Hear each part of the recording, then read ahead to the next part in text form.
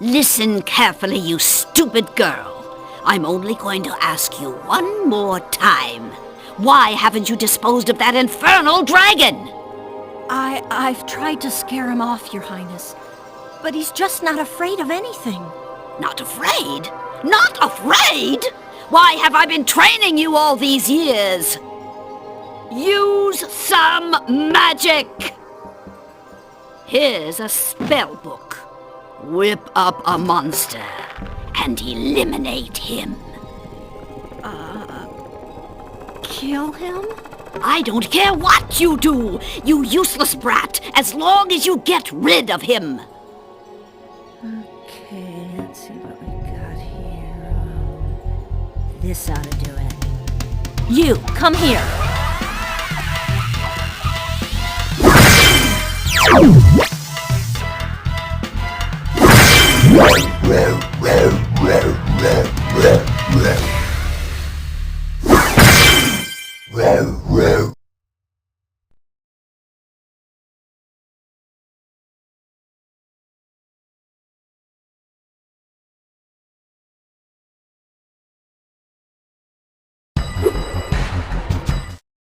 When I heard the sorceress was planning to ambush you, I got here as fast as I...